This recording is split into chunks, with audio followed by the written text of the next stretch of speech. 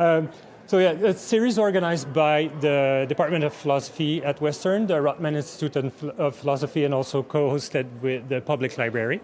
While the first two talks were about time and physics, so tonight we're shifting gear a little bit. We're going to hear about memory, and we're going to hear about memory in a different context. So our speaker tonight, Chritine Sprengler, is professor in the Department of Visual Arts, and she works, among other things, on topics of nostalgia, on the representation of history in films and television, and on cultural memory. And so tonight, I expect that she's going to tell us about those things. Somewhat. So please join me in welcoming Chritine Sprengler. Thank you. Thank you so much, everyone, for coming tonight. Yes, this is going to be very different from the previous two talks. As an art historian, I am going to focus on a lot of objects and images, but hopefully we can see in some of these objects and images the capacity to raise philosophical questions, and specifically about time and memory.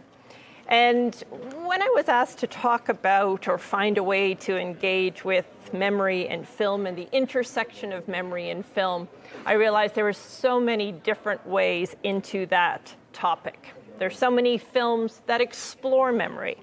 Some are about how memory might be altered, enhanced, manipulated, invented, or involve plots where real memories are replaced by fake ones. Some films are about how memories are stored or might be accessed in the future. And we see memory emerge in all sorts of genres. And maybe this is like one of the moments where I actually touch on something a little bit sciencey, science fiction, and we'll see a little bit of that later. Drama, horror, action, comedy. And there are different types of memories, too, that are foregrounded. Personal, collective, cultural, and different emotional registers that can inflect memory, nostalgia, melancholy, or even trauma. And then there's how film itself might intervene in certain mnemonic processes, how films shape our memory of things, our conception of history, for instance, or our memories of certain places or events, and whether or not they're even personally experienced. If such memories of events are of historical episodes, we might still find a way to integrate them into our own personal stores of memory. Now, film scholar Alison Landsberg argues that film about history can actually enable us to gain what she calls prosthetic memories. Memories that aren't our own, but experienced in such meaningful terms through their cinematic representation that we start to integrate them into our own personal stores of memory. And they have sometimes such an impact even on how we define and understand ourselves and our identity. Now, I'm not going to unpack these types of memory per se, though I will touch on a few of them. Instead, I want to take a look at a very specific type of cinematic memory, but through the eyes and the creative vision of artists. That is, I want to look at some examples of artworks, contemporary artworks, that are attempting to explore and address the relationship between film and memory, and how it is that we remember the films that we watch.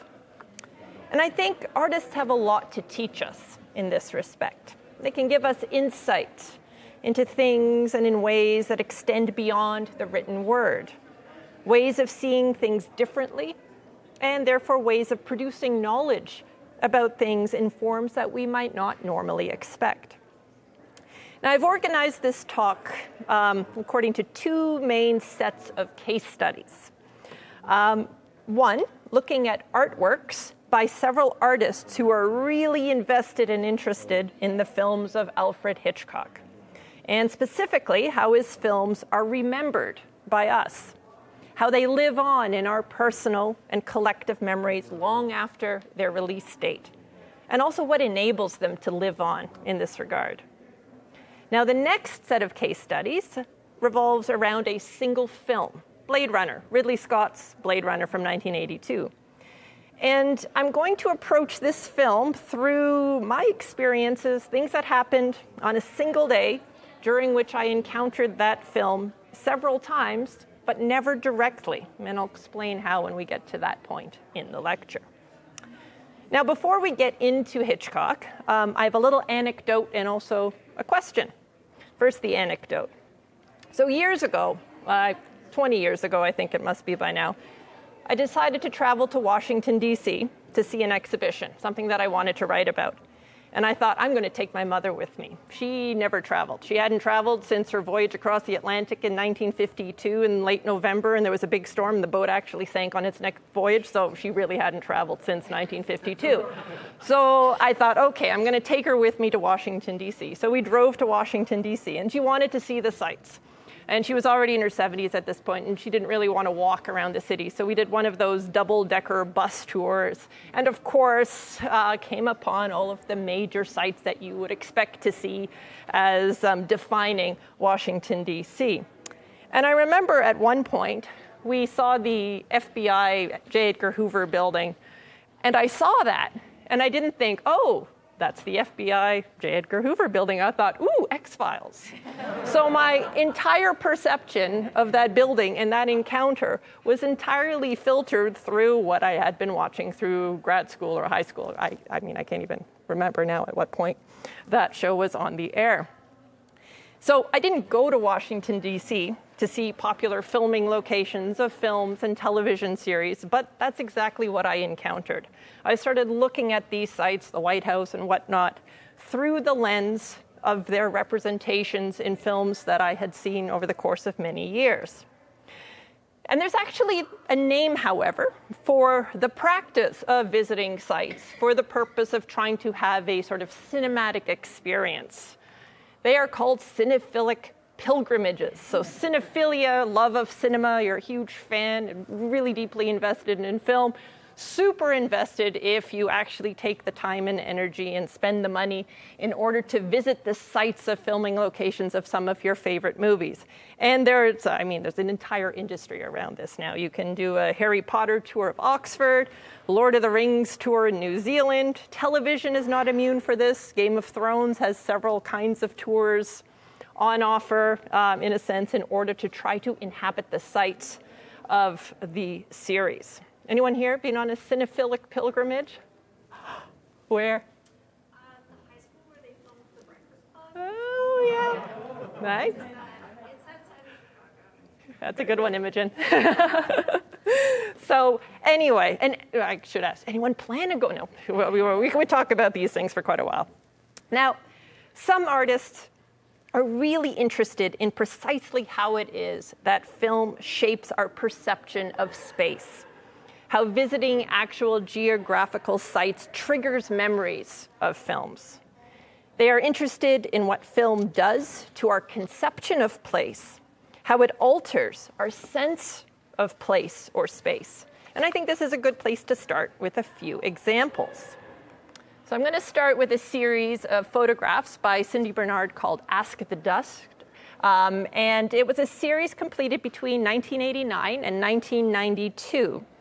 And it's comprised of 21 photographs of landscapes and locations from well-known Hollywood films. And films released between 1954 and 1974. And this is a time that roughly coincides with Bernard's own childhood and youth. But she also chose this time frame because it was one of significant historical transformation and events, and I'm going to make whatever that is disappear because I don't know what is going on there. So starting with the desegregation of schools and ending with the resignation of Richard Nixon. So they bookend this really kind of transformative period that also generated a lot of myths. It produced notions of the 50s and the 60s. And of course, these are concepts, historical period concepts too, that have had a tremendous a tremendous debt to Hollywood for their construction and creation. So films like The Searchers, Bonnie and Clyde, but also Easy Rider and The Godfather are represented in this project. one for which she spent countless hours on the phone with location managers trying to pinpoint the exact location of specific scenes. So, after discovering precisely where Roger Thornhill attempted to evade the crop duster in North by Northwest, for instance, Bernard traveled to the site in order to photograph it.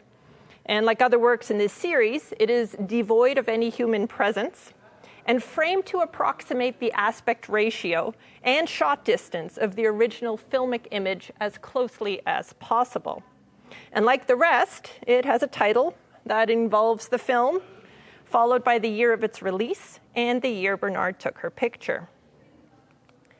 Now, these images remind us of the constructed, mediated nature of landscape and the ways in which representational practices, and in this instance, Hitchcock's cinematography, impacts what and how we see, what and how we remember, and indeed how we experience the spaces that we inhabit. And whether we are very or only vaguely familiar with the sites captured in Bernard's photographs, we know from their titles that they refer to films.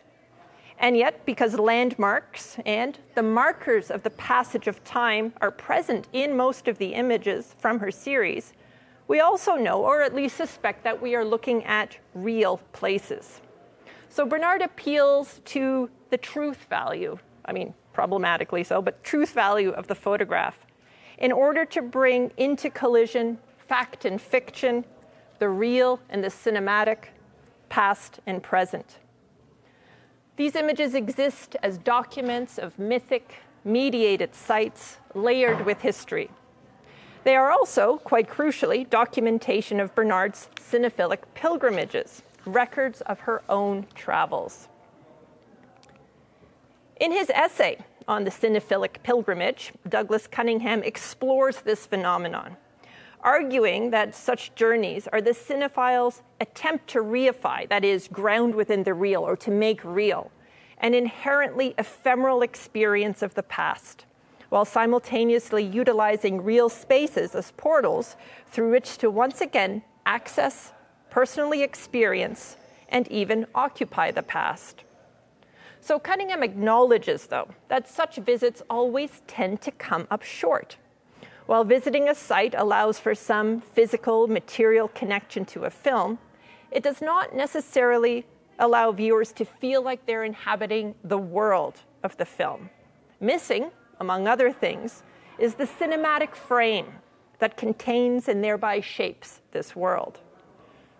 As Cunningham puts it, the human eye can only fail in its attempt to re-replicate the two-dimensional framed vistas and/or details the camera sought initially to replicate. Such a re-replication requires the intervention, once again, of an optical crutch, as it were, a camera, a telescope, or something that frames and contains that image, that gives it a kind of shape as opposed to the, open amorphous sort of space that we might actually physically inhabit. So by closely approximating the cinematic image, Bernard's photographs both provide and draw attention to this optical crutch. As such, these images are as much the product of her own cinephilic desires as they are about cinephilia itself, the ways in which a deep love for the cinema is acted upon, spurred on by our memories of films that we love, and the inability of these acts to bring these objects of desire back to us, except perhaps in memory. And yet, despite these shortcomings, Bernard and a lot of other artists invested in these kinds of questions would say there's a degree of pleasure in the process, in the research and the search, in the journey and in the discovery of filmic sites in the case of pilgrimages, both real and imagined. And there are also pleasures to be had for the viewer, ones that stem from Bernard's invocation of places that might resonate with our own memories of film and our own love of certain films. Now, David Reed, otherwise a fairly notable American abstract painter, also attempted to come to grips with his memories of films, including his very favorite, Vertigo. How many of you have seen Vertigo? Yeah, it's a good one. It's a popular one. Now, For those of you who have, take a moment to think about what it is you actually remember from the film. Is it the characters? The plot? Yeah, no, probably not. I've seen it 18 million times and I still can't sort out the plot. Certain scenes, moments, objects, places. Now I want you to keep that question in mind as we work through the following examples. Now, for David Reed, his investment, his artwork about vertigo, all began during an excursion to paint the landscapes of Monument Valley in the late 1960s.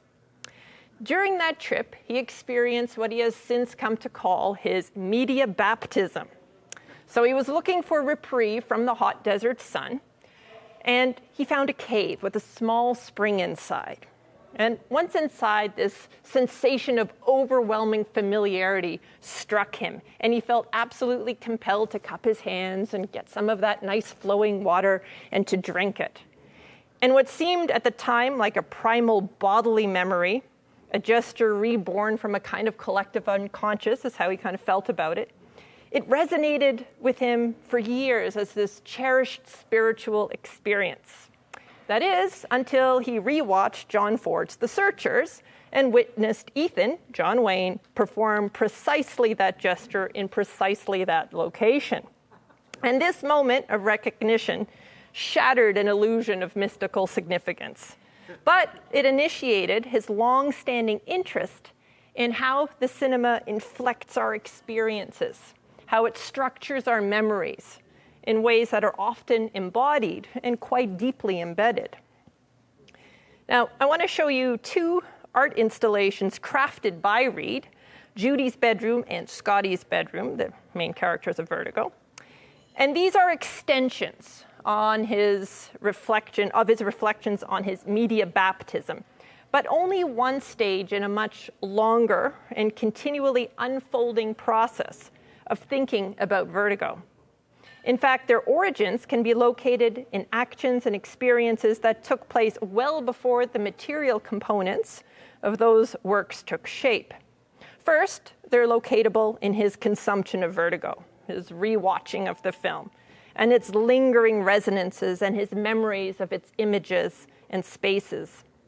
Now, these memories prompted action and compelled Reed to embark on a cinephilic pilgrimage to San Francisco, and a lot of people do this. Like, Vertigo is a super popular kind of tour. There's even like a book about it.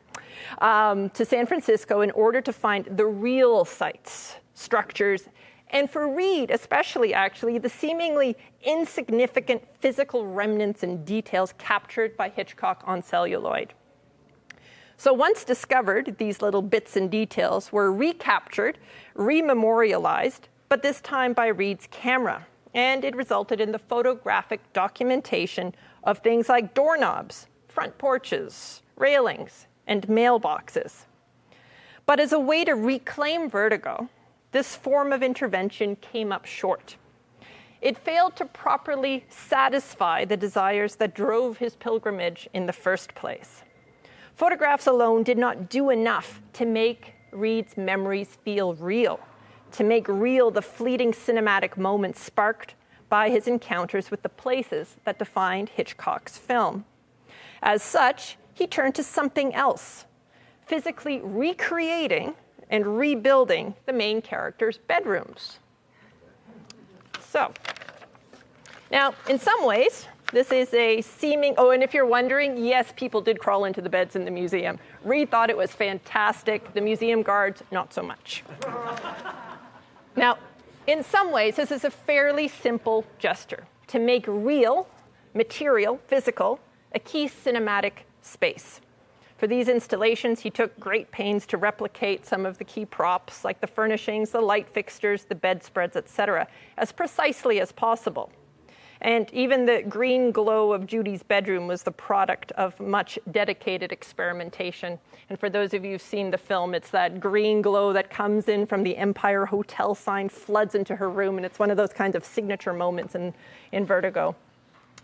Now, despite Reed's faithfulness to the film, he imprints these Hitchcockian spaces with an obvious and distinctly personal mark. He does so by replacing the paintings that hung above Judy and Scotty's headboards with canvases of his own. So the paintings you see are his own abstract works. However, his paintings are inserted into more than just this bedroom space. They are also inserted into Vertigo itself. As you can see in the foreground, these installations include a monitor playing the film, but a version of Vertigo edited to include Reed's own paintings. By inserting his own canvases into Vertigo, Reed's gesture literalizes a specific cinephilic desire to place oneself in the film and to make an image and our memory of it material. But this is also an engagement with time and with multiple layers of time, different moments in time. On a basic level, these layers involve the time of Vertigo's registration on celluloid, that is the moment the film was made, the post-war cultural time to which it belongs, and the many subsequent instances of its viewing and our experience of it. It also includes the various narrative registers of past and present, overlaid in an often really intricate dynamic that is very much the essence of Hitchcock's film. After all, Vertigo is about time and memory and history, about historical pasts and invented ones, about memory and its failures. And the museum or gallery space is too. These spaces have their own histories and practices with respect to time, characteristics that emerge when works of a complex temporal nature are exhibited, histories and practices of arresting time, slowing time, evacuating time, or erasing the telltale marks of time. And these spaces are ones in which time itself is continually activated in several ways through the movement of works, images, and people.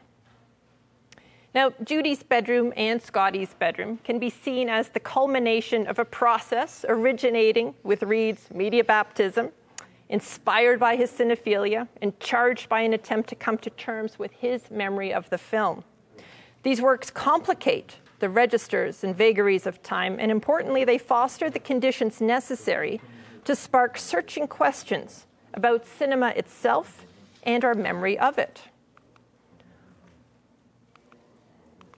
What happens when a key prop is reinvented as a piece of sculpture or a stage set as an installation? What happens when something we only ever accessed as an image is transformed into material reality? When something from the past becomes both spatially and temporally present? When objects from the present take us into the past? And when the spatial and temporal registers of painting and film collude or collide?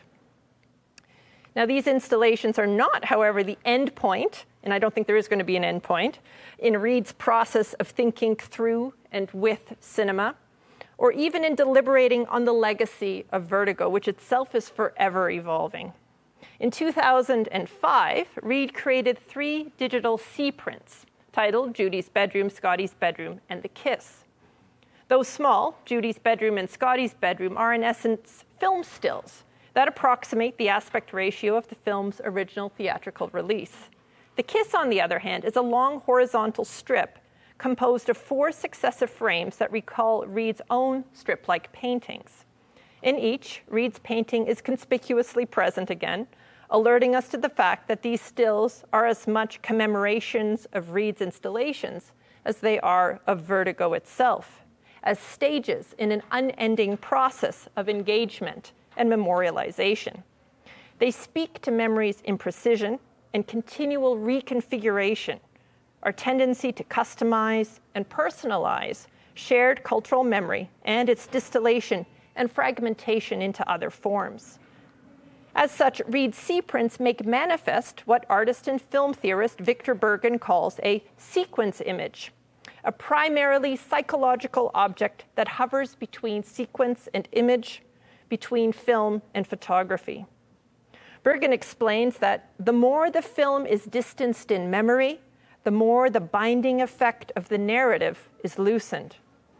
With this, the sequences that constitute the film break apart, And the fragments, he says, go adrift and enter into new combinations, more or less transitory in the eddies of memory, memories of other films, and memories of real events. For Bergen, these fragments become part of what he calls our image envelope, the bits and pieces of the already heard, the already seen, the fragments we remember of films, the fragments that often come to stand in for the entire film itself. For Jean-Luc Godard, they are the moments that we recollect long after memory of the film's plot has faded. They are charged moments, important ones, not just for the film, but for us, the ones that constitute our memory of the film and the ones that generate in us strong emotional responses. Now, Bernard and Reed offer two examples of some of the complex ways in which space, time, and memory intertwine in their own engagements with Hitchcock's films. But they're really the tip of the iceberg. There are literally hundreds of artworks out there that are just about Hitchcock's films. And I'm not going to talk about many more, but I'm going to just give you a brief snapshot of just a handful, just a few more to round off this particular section. Some recent ones as well. So here you are seeing one of Jean Curran's The Vertigo Project images from 2018. And Jean Curran's photographic work here is comprised of 20 dye transfer prints that offer up key moments extracted from a rare print that she managed to get her hands on of Vertigo from the Hitchcock estate. And they're delivered, these images are delivered through an aesthetic filter that both replicates and celebrates this earlier mode of image creation. And this mode, dye transfer process, is deeply laborious, and it requires a time-intensive investment in the materials and materiality of the process. Curran had to learn the chemistry to mix her own dyes and engaged in considerable experimentation in order to achieve the optimal range of color. She spent 3 years studying the process, working in a lab, and understanding the intricacy of dye transfer. The resulting images, though, are much more vibrant than the film. But for Curran, they are oddly to her more accurate because they look like how she remembers the film. For us as viewers, they also lead to productive questions about memory. Do these images accord with what we remember of the film? And if they don't accurately represent Vertigo's visual world, do they instead approximate its emotional reality? In this respect, memory becomes entangled with questions of fidelity too. Are these frames presenting us with a heightened memory image, predicated on an aesthetic exaggeration, the likes of which our own memory might be prone to generating? Do they trigger the narrative moments or sequences from which they've been excised? Or do they stand outside narrative time, managing to encapsulate something else, perhaps some broader Hitchcockian essence? Douglas Gordon, Scottish artist, has created a number of pieces. He's like Reed. He keeps going back to Vertigo over and over and over again, to Hitchcock over and over again with all sorts of projects.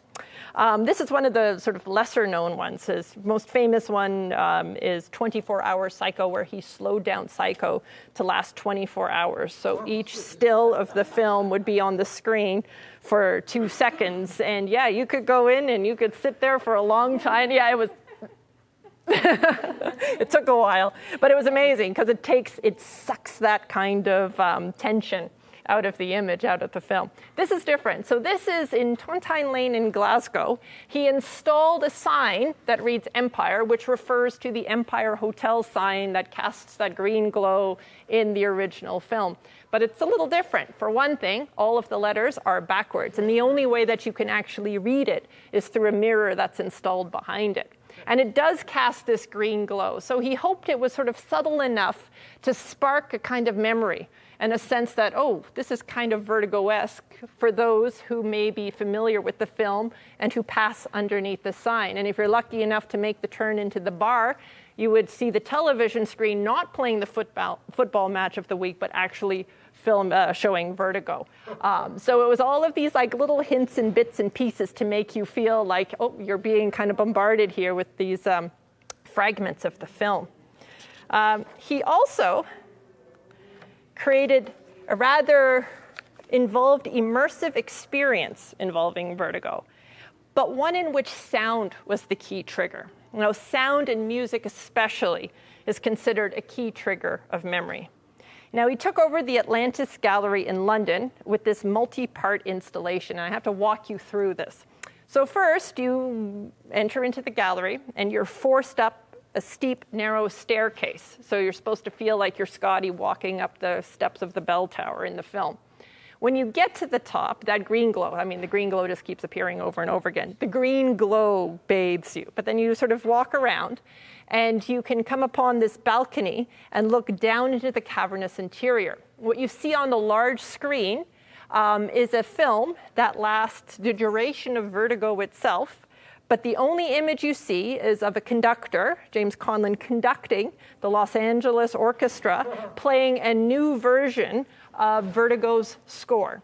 And it was like really, it was an exquisite rendition. And in fact, it was one that far exceeded the quality of the original. And in fact, Bernard Herrmann hated the score as it sounded in the film because he said it was riddled with errors.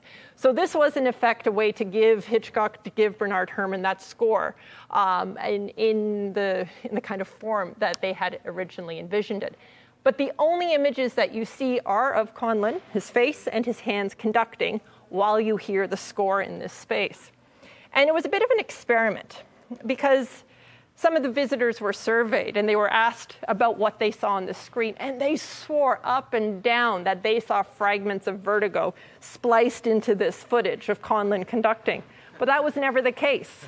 He put no image of Vertigo into that particular video. But they swore that they saw that. So it was this kind of trigger of memory and the capacity for sound and score to do so.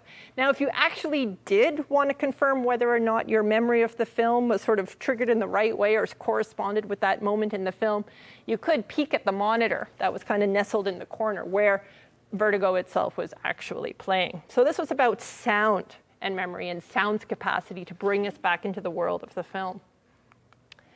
Now, there's another sound work, too, by Christian Marclay.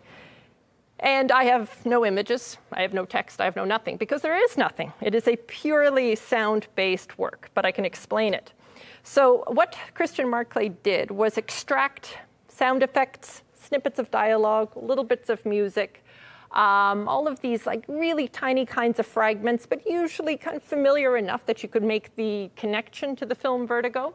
And during another exhibition in a gallery, they would intrude over the loudspeakers kind of randomly as you were walking through. So all of a sudden you might hear a scream, or you might hear like the thudding, like the really artificial thudding of footsteps that you hear in Vertigo, for instance. So you would hear all of these sounds or a little bit of the telltale score as well.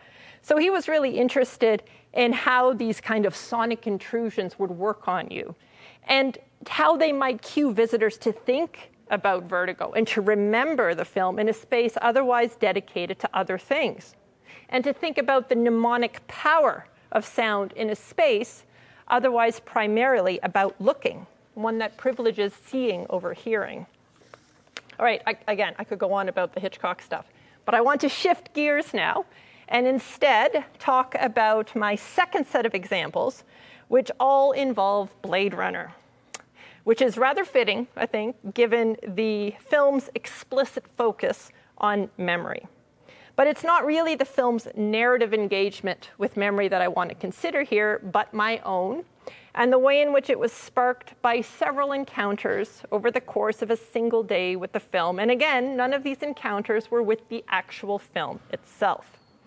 So a few years ago, when these wonderful things were possible, I organized a trip to New York for my graduate seminar to visit a few museums and to see a number of exhibitions focused on this subject of our course, which was the connection between art and film.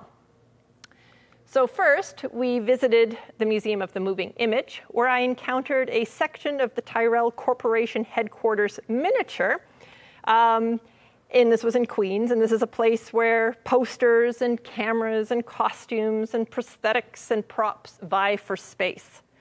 These are objects that constitute the material, written, and image culture that surrounds various films, and particularly those favored by fan communities and film historians. Now, curating film props in a dedicated film museum, I think, raises a series of interesting questions. How do we engage with an object whose materiality is foregrounded in a physical space when our memories of it have been shaped by an encounter with a moving image? How do objects that we come upon in our physical space activate memories in contrast to cinematic representations of these objects, ones framed by rather different soundscapes, narratives, and spatial and temporal scaffolding? And how do repeat encounters with each alter their emotional charge or our memory of the film? Now, these types of questions have underpinned a range of curatorial approaches to props and have in turn produced a variety of visitor responses. Anyone get to see this exhibition? So, for instance, the Guillermo del Toro exhibition at the Art Gallery of Ontario, At Home with Monsters, elicited a fascinating cross-section of responses. And yeah, I sat there, and I sat there in the corner, and I just watched people, and I eavesdropped on what they were saying, and I did that for like an hour, and I'm glad I didn't get kicked out. But anyways, it was really quite telling, because I was really curious to see what the kind of responses would be to a lot of these creatures, these iconic monsters, like the faun and the pale man from Pan's Labyrinth. And I witnessed things, reactions that ranged from wonderment, fear, love, bemusement, fascination, surprise, awe, and disappointment. Some stood before the pedestaled and human-scaled sculptural creatures, dispassionately sort of studying their details. Others seemed to steady themselves for some kind of like really meaningful affective emotional experience, waiting patiently for some kind of epiphany. Some expressed disappointment, often because these monsters seemed smaller than they remembered and failed to frighten them as much as they hoped or expected them to. And indeed, these negative responses often spoke to this disjuncture between the moving cinematic image that mediates, contextualizes, and animates things, and the physical presence of these same things, excised, material, and still. Now, At Home with Monsters continues the tradition of putting cinematic materials on display in museums. Dominique Payani and Guy Cogibel's Hitchcock and Art, Fatal Coincidences, which was an exhibition from 2001, contained a section that featured 21 key props, each of which was placed on a red satin pillow in a glass box under a spotlight in an otherwise dim room. Sorry, we're back to Hitchcock again. Facilities, please come to the third floor. Facilities to the third floor. These were highly privileged props, like the monogrammed lighter in Strangers on a Train, and thus key parts of the narrative engine behind the films they came to represent. In her book, Death 24 Times a Second, which is, film, 24 frames per second, Laura Mulvey recounts her experience with this exhibition. And I think it's a reflection worth quoting at length because it addresses some of the very same questions that arose for me in relation to Blade Runner's Tyrrell miniature. She writes, "The experience of wandering around, recognizing and naming these props was fascinating, moving and visually entrancing. But poignantly, the objects were banal in their extra-cinematic state and almost pathetically ordinary. The brilliance of the display was to create the ultimate tribute to and exposure of the fetishistic power of the cinema. These objects, usually transfigured on the screen, powerful signifiers of beauty and suspense, further enhanced by their close association with stars, preserve so much of their original presence retrospectively that they seem to warrant fetishization. But this is a matter of memory and a symptom of the movie fan's characteristic longing to hold on to something from the elusive, intangible quality of the cinema. Looking at the Payani display, even through tears, it was impossible not to remember that nothing looks better than when it's made from light and shade. Now, ultimately then, when we know something through a cinematic image, its appearance in material form can be a little unsettling, even disappointing in its banality. And what Mulvey's response encapsulates is how props that occupy even the most privileged pedestals, red satin, spotlight glass, all of that stuff, seem somehow diminished in relation to the cinematic image. These props have been extracted from the lighting, editing, cinematography, sound mixes, and dialogue that shaped our experience of them. Museum lighting is not the same as cinematic lighting, and the specific distractions that characterize museum space cannot be framed out. Many of these objects in the Museum of the Moving Image also appear battered, bearing the marks of their use and labor in the service of a film. And this was certainly the case for that Tyrrell miniature. It was riddled with scratches and missing chips of paint. It is also only a facade of the Tyrrell building, which resembles a Mesopotamian ziggurat in the film. And its back is nothing but an exposed tangle of wires, lights, and switches. The miniature is an object of historical and technological fascination, standing in for a particular and now sometimes past mode of filmmaking. In this way, it evokes the melancholic dimension of the nostalgia that it and other props in the Museum of the Moving Image collection trade in. The material presence of such props, such objects, ironically yields a sense of absence, of something lost to time. Perhaps some of Mulvey's tears fell for this reason. The prop's materiality, which can enthrall through a special connection to a beloved film, also often disappoints when held up against our memories, as such mental images can be difficult to disentangle from their cinematic representations. But these objects also hold certain powers. They contribute something extra, something beyond the original film itself, and in a way that impacts and potentially changes our relationship to it and our memories of it. We see this in the next example. So, the ways in which the Tyrrell miniature is framed by the Museum of the Moving Image foregrounds its visual dimensions at the expense of the auditory effects and narrative frames that also give it meaning. As such, it steers us to consider Blade Runner's visual precedents over and above its more conventional literary pretext, like Philip K. Dick's novel Do Androids Dream of Electric Sheep? And for me, it did precisely that, so much so that when I arrived at the Whitney to see another exhibition later that afternoon, I was already primed to think about aesthetic origins when I came upon Sid Mead's 1980 concept drawings for the corner bookstore, Deckard's Kitchen, Sebastian's Laboratory, they're all up there, and various street sets that foreground the acidic neon noir look of Blade Runner. Now, these small sketches encapsulate one dimension of the aesthetic signature of the film, but they also do the work of recalling the stylistic traditions that inspired this look, from Edward Hopper to film noir. They also point forward to the films subsequently influenced by Blade Runner, those that mobilize its look to signal to their audiences a dystopian future filled with repurposed old things rather than gleaming new things. The nocturnal, street-level world they depict is one of destitution, alienation, and unease, achieved by the collision of complementary neon lights, seafoam green, lavender, and orange yellow, that often do a rather poor job of illuminating space. Now, these sketches enjoy a degree of celebrity in their own right, one bestowed by fans and now further entrenched by inclusion in an art exhibition. The Whitney's text panel explains that these 6 images were essential in developing the look and feel of a futuristic city. Certainly, much of Sid Mead's approach to drafting a future vision for 2019 is evident in the film, and especially his designs for retrofitting that satisfied Ridley Scott's desire to create what he called a 40-year-old film set 40 years in the future.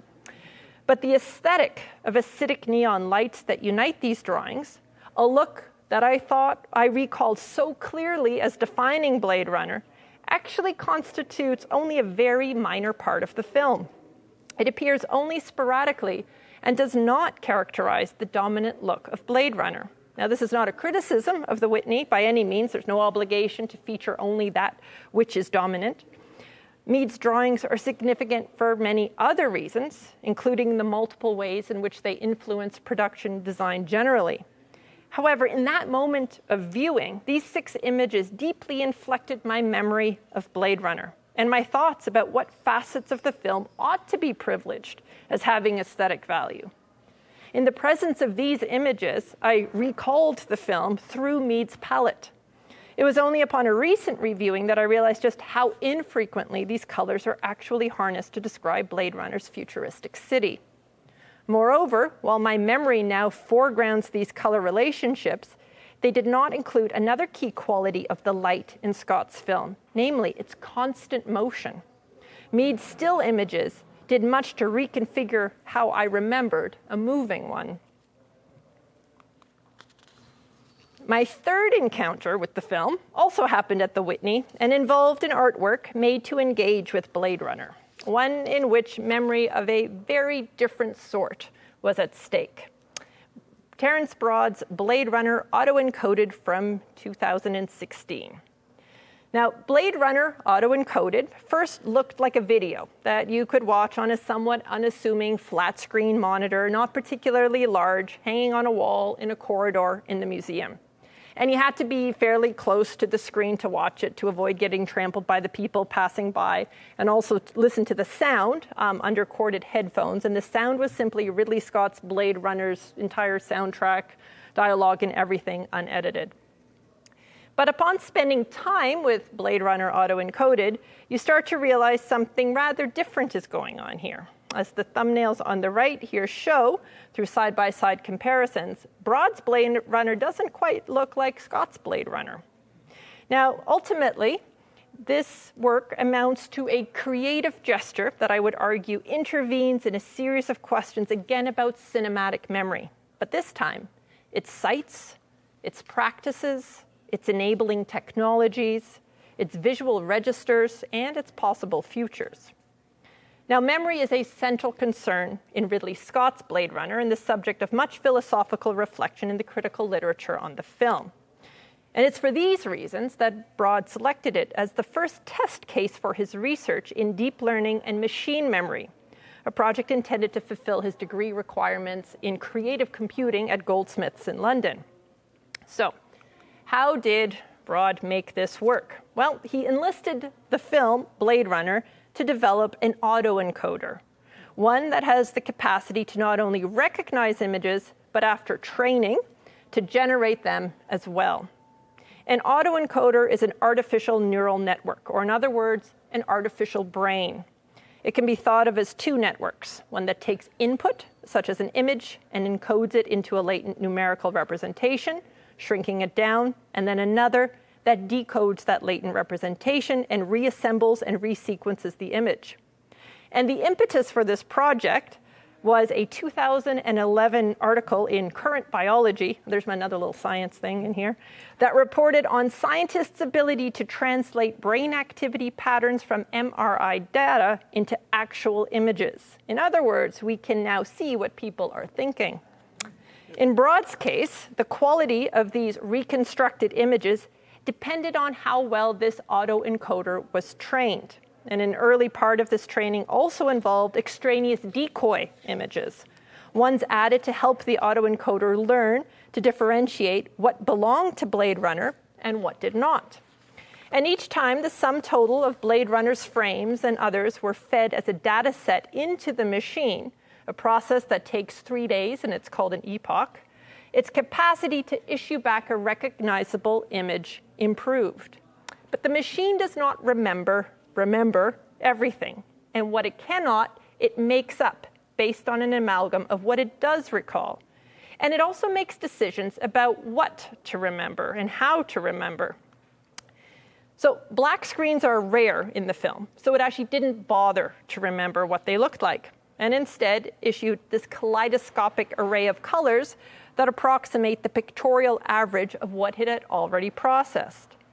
Now, although Broad was surprised by how well the autoencoder could reconstruct the film from memory, there were other strange lapses.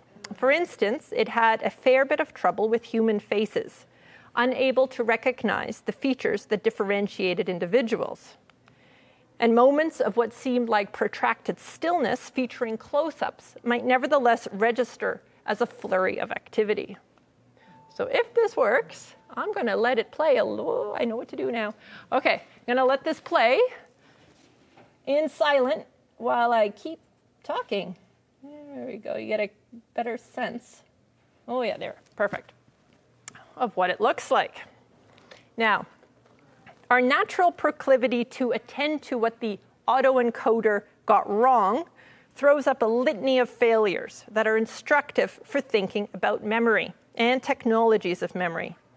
And it's this past imperfect, these so-called failures, that I would like to consider for a moment, extending some of Broad's own concerns in this regard. For I think there's something to be learned when things go wrong, when expectations aren't met, when stumbling blocks or intractable problems are encountered. There is value in reflecting on why we think a problem is a problem and what these purported failures might reveal about our aims in the first place. For instance, in Broad's effort to what he calls emphasize the ambiguous boundary between our memory of the film and the neural networks, he found that some of the flaws in its visual reconstruction are reminiscent of the deficiencies of our own. One such shared deficiency involves the memory of movement. How, for instance, do we remember movement, and more specifically, the movement of the image in film? Do we recall the complex choreography of a fight scene, or the aerial acrobatics performed by a camera tasked with describing a city? And if the details of such things evade us, what do we recall in their stead? How do we recount different speeds of motion? Or do we invent possible movements to compose a fuller picture of what may have happened? What role do different technologies of representation and remembrance play in processing, structuring, and entrenching memories of various types of images? Broad's autoencoder takes the dynamism of bodies in conflict, vehicles in motion, and sweeping pans of the camera, and often reduces them to incomprehensible blurs and shimmers of light, a veritable aurora borealis. Even static objects are afforded this treatment. Whenever a light source is present, it becomes animated by shimmering hues that often fill the frame with motion. But however omnipresent these moving lights appear in Blade Runner, the speed of their flickering is quickened, and their presence overemphasized by the autoencoder. And in fact, it seems as though the AI understood the primacy accorded to this cinematic strategy to mean that it ought to be applied almost universally to all sources of light in the film. But is this something the AI got wrong, or does it represent a somewhat more poetic bypass into a deeper truth? On the one hand, this movement foregrounds the light that constitutes the cinematic image. Cinema is light, seems to be the AI's argument, and it's an oft-heard one to be sure. On the other hand, this flickering also moves us beyond an encounter with filmic images and into a reflection on the nature of matter itself, a visualization that demonstrates how at the atomic level, seemingly stable objects are constituted by the continual movement of particles across mostly empty space.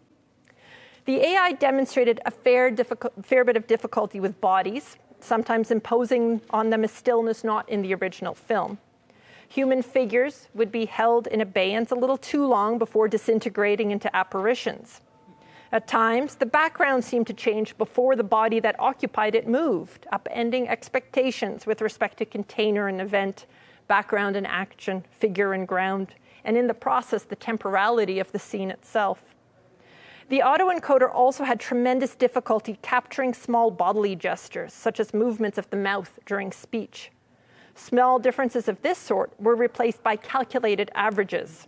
Broad explains that the model collapses large periods of similar frames, so a fixed camera shot of a character talking, into one representation, usually the most common frame, thus giving long sequences of an actor's face not blinking or making facial gestures. Close-ups featuring dialogue therefore revealed an extreme disjuncture between image and sound, for again, Blade Runner's soundtrack was overlaid, fully audible, and free from sonic distortions. For the most part, the stiller the image, the sharper its resolution, and the more precise the machine's memory of it. As such, Blade Runner autoencoded, like Blade Runner itself, opens up space for engaging the many ways in which photography and memory are connected, especially given the way photographs feature as privileged objects in the film. Let's try something else. No, that's just gonna, okay.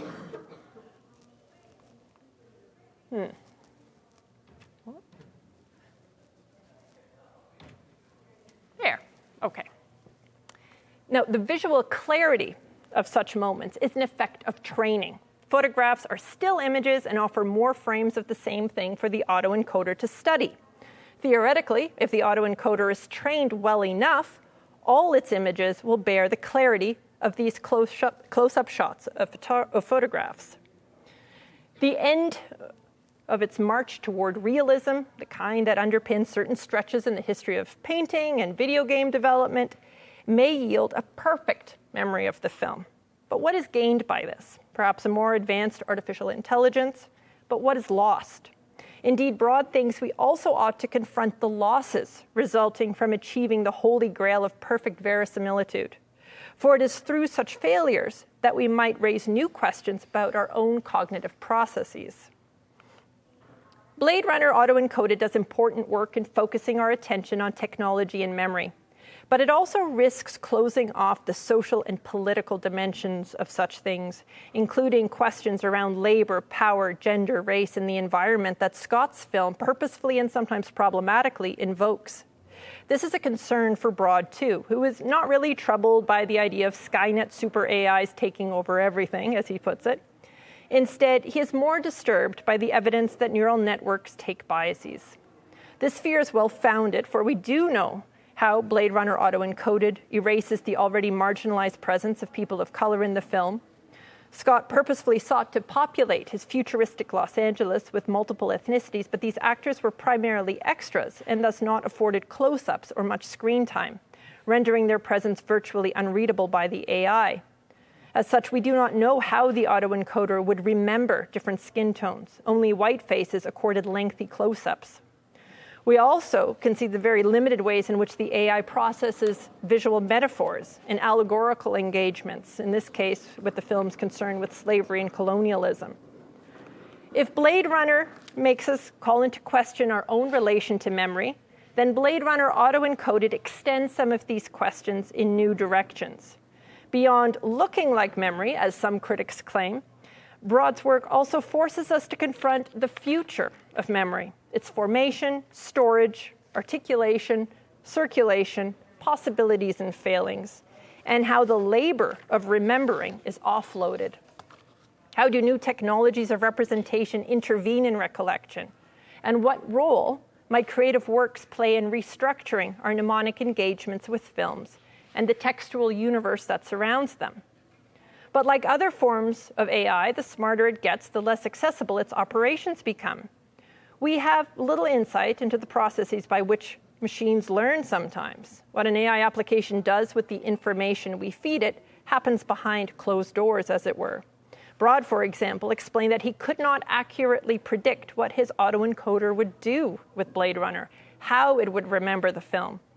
Moreover, by defining learning as the capacity to visually replicate something, actually reverses one of the film's defining arguments, that seeing does not necessarily lead to knowing, and that memory is flawed in ways that extend beyond a failure to reproduce details. As film theorist Scott Buchotman makes clear, in Blade Runner, the more we see, the more uncertainty grows. Vision is no guarantee of truth, and the film's complexity encourages us to rethink our assumptions about perception by reminding us that, like memory, vision is more than a given natural process. Now, in order to conclude, we might return at this point to Victor Bergen's compelling account of cinematic memory again. His concept of the image envelope, registers of the already seen and already heard, the debris of films detached from their original contexts, but nevertheless saturated with affect and significance. Broad's gesture intervenes with a caveat, seen and heard by whom or by what? And a quick little epilogue here. So this particular film was put up on the internet, and all of a sudden, Broad got a takedown notice, DMCA takedown notice, saying that it violated copyright. And the reason was Warner Brothers AI couldn't tell the difference between an AI-generated version of Blade Runner and the real thing. And then after the artist explained this little mishap, the artwork was reinstituted and ended up back online. The end. Thank you.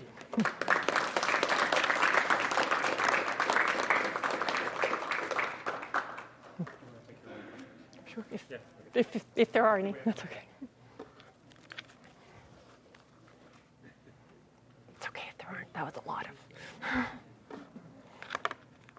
Just one comment. I have to say, I don't think I've ever seen Vertigo, and if I saw Blade Runner, boy, it was eons ago. Mm-hmm. But one thing I do notice, you watch a film, and you haven't seen it for years, your memory isn't quite. I just recently watched Omega Man from 1971, and your memory has the general storyline, but I Sometimes. Not even, right? Sometimes. the general idea. Yeah.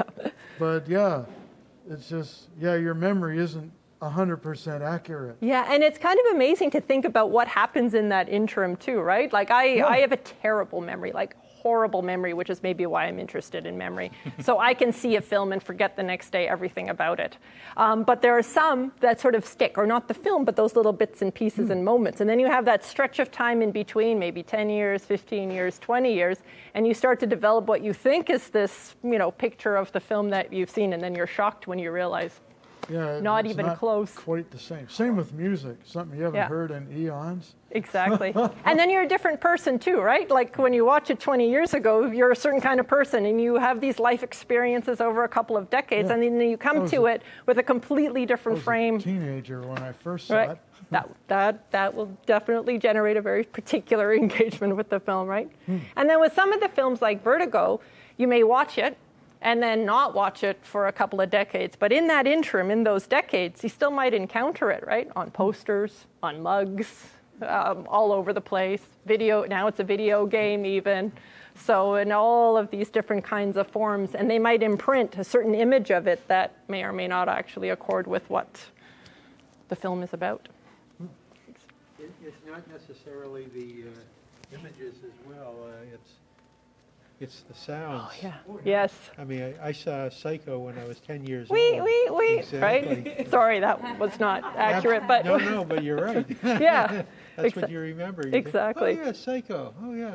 Yeah, the and shower everybody scene. instantly does that. Oh, and there are so many artworks about that. There's actually an installation that was created just a couple of years after the release of Psycho, where you would go into the gallery space, and it's an actual shower installed with a projection of somebody having a shower, and then paint runs down her body, red paint, and it swirls in the bottom, and then you can't quite tell because it's a projection, but it's also a material object. So it's this kind of oscillating back and forth between image and thing, and it's really quite unnerving. So yeah, Psycho spawned precisely that, and I'm sure everybody who saw that work automatically thought, wee, right? Yeah.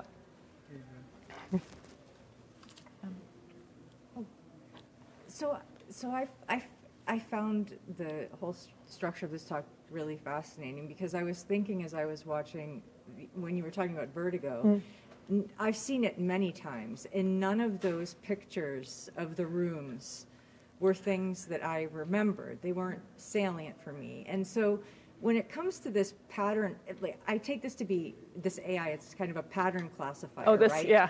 So it has The no, Blade, yeah. Yeah, so it has had no prior experience prior to being trained on this film.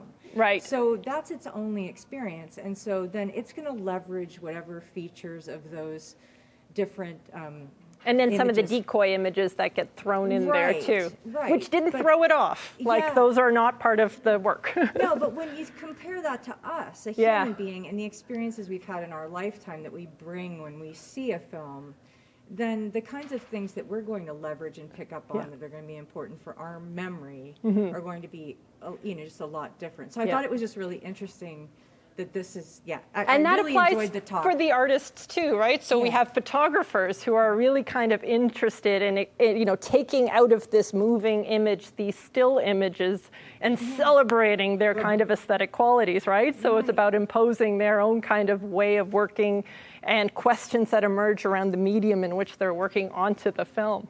And with David Reed, the painting, and then the sculpture. So it's, and that might sort of also account for the types of things that keep coming up over and over again in these artistic visions, rather than maybe sort of us as a, sort of a general audience coming to the film. So they have these sets of questions that they're already asking and trying to sort of figure out, and answers they're trying to grapple with, I think, about film. And then the realism comes about by virtue of having these different kind of contrasting approaches, I think, to, you get closer to what anyway. Yeah. So I just thought this was fascinating. I really enjoyed this a lot.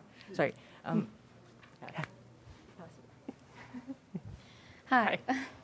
So I actually study memory, and I found quite interesting this part when you explain about the importance of the scene for the way that people memorize some things or remember things. Yeah. And actually an interesting result is that when you try to prompt certain memories, you can use different things like words or sentences or actual images of the scene. Yeah. And apparently this kind of information has somehow facilitate memory. So make those memories more real, even for the past or for the future. So I believe that there could be a link there, or why people think or feel that is so real when you are actually there, instead of, for instance, talking about that or something like that. No, absolutely, and thank you for that. And I think that's one of the things that's absolutely sort of sparking the interest and motivating the kind of practices that we see from these artists. So thank you. I always think that it's so interesting, in the way the memory works. Movies has a really interesting impact, I believe. And every time I read anything about memory, I always think about a movie that could be related to that. Right. Like when I read about counterfactual thinking, which is thinking about the past in different ways and how it's helpful, I think about, for instance, Mr. Nobody. Yeah. So in that case, it's something similar. And for instance, when about emotional tagging, emotional memory, I accidentally watched The Hill Have Eyes when I was a kid. And I was sure it was a comedy until I was an adult. And I rewatched, this is not a movie for kids, and this is not funny, actually. Yeah. But somehow my memory worked that way. And the way I memorized that is as a funny thing, probably just to protect myself as a kid. Absolutely. So, yeah. Yeah, no, thank you so much. Yeah. Thank you. I'm interested when you said that people assume that films are real and that they represent reality, and then they're disappointed when they go to the actual location. Or they have this, not that they represent reality necessarily, like but it doesn't match their sense of the reality of the monster as described by the film, I think. But if you're aware of what goes on to create filmic images in terms of cinematography and lens and film, it couldn't possibly be real. Yeah. It's all constructed. And it all depends on how actively you can force that suspension of disbelief, I think, in the moment of viewing, right? Yeah, and sometimes it's hard. Like now, I cannot watch Blade Runner without looking at the little miniature and thinking about it's going to kind of little scratches. He shot outside the Bradbury Hotel in downtown Los Angeles. Yeah, exactly. But of course, it looks nothing like and the people Bradbury go there Hotel. trying to sort of find still, right? And you couldn't help but be disappointed that you're not in the movie. Because you're not, there's not the frame, there's not the lights, lighting, it's not the cinematography, the sound, everything, right? All the junk, all the trash that was around. Exactly, all of that. And yet people still feel very, very compelled to, if not inhabit, I mean, there's still that hope, I think, that some people have, that they can kind of feel like they're re-inhabiting the film when they visit these places, certainly. But I think they hope that maybe there's a connection even with that object. And that's what some of the work around cinephilia talks about too, like how we want to have, a little bit and piece of the film. So if like an auction comes up, I just want, you want that prop. So you have some kind of material connection to the film that you happen to really love. They're looking for their media baptism. Yeah, right?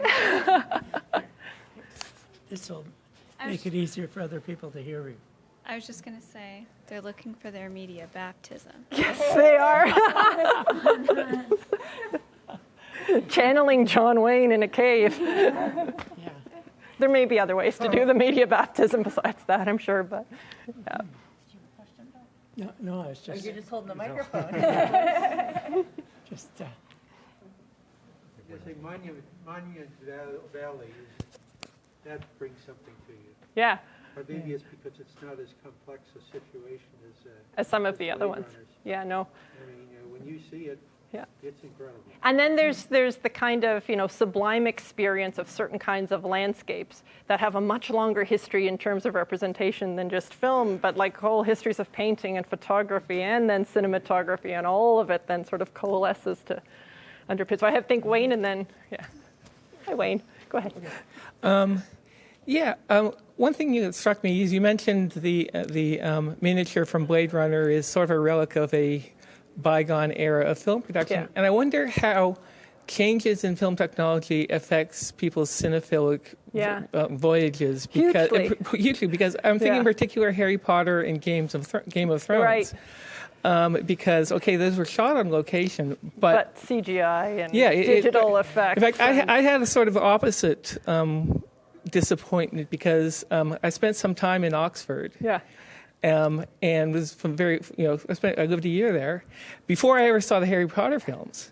And so I was expecting to see familiar places when I saw the Harry Potter films, but really those buildings are composites of various buildings plus a lot of CGI. Yeah. So the big dining hall was filmed in the Great Hall at Christchurch, but it doesn't look familiar to someone who's familiar with the Great Hall in Christchurch. And I was actually a bit disappointed with that. No, that's really interesting. Yeah, and in fact, a lot of these practices too, like if you think of the Gene Curran one, a lot of it is about returning to these older modes of filmmaking. When the subject or the kind of object of fascination happens to be a film from classical Hollywood, it's not just about the film, but the way things were made.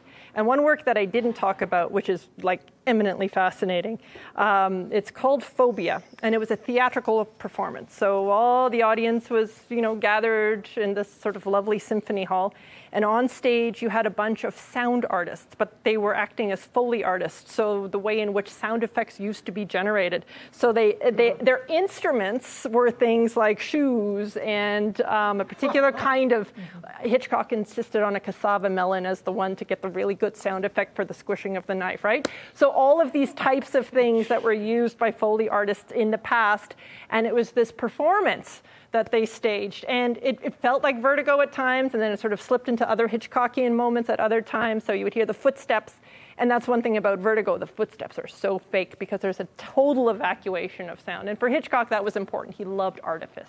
He loved the kind of fake sensations that he could generate with these sound effects that people knew weren't real. So you would hear the bodies thumping, the footsteps, the screams, and all of these different household objects making these sounds. And it was an entire symphony of just sound effects.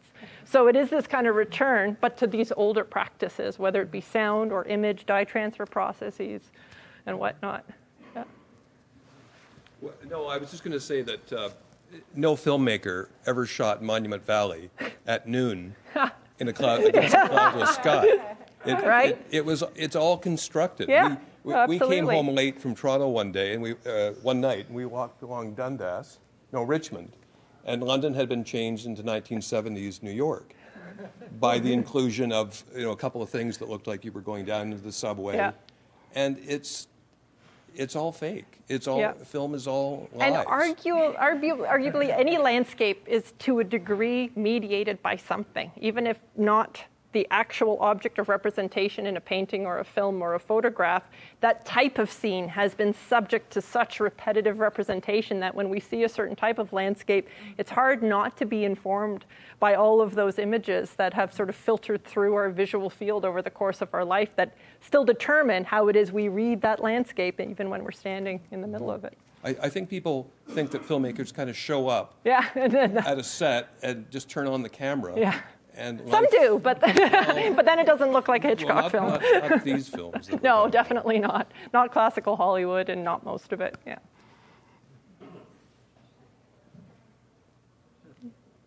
Okay. You mentioned about how people will go on tours. Mm-hmm. I wonder if anybody had the opposite, where you're watching a film and you recognize places. You ever seen Snow Cake? Sigourney Weaver? I don't think I have, no. I've lived her in different places around the north. Scenes of Wawa. Oh. I recognize that. And then they're at this truck stop. Oh, that's the Esso Bagnan's truck stop. And then they show the mill in Smooth Rock Falls. Yeah. And then they show this McDonald's, and I look, that's Kappa's Casing. Oh, I know Kappa's Casing, yeah. So I've had that many times where I've seen a film and, I recognize that place. Yeah, and it's those moments that pull you out of it, right? Like all of a sudden that suspension of disbelief is gone. Yeah. Right.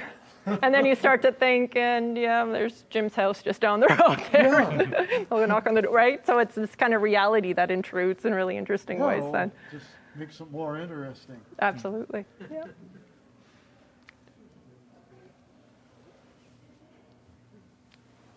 No more questions? Thank you. Well, and thanks to all the familiar faces that I didn't expect to see too. So. Thanks everyone for coming. Thanks for seeing.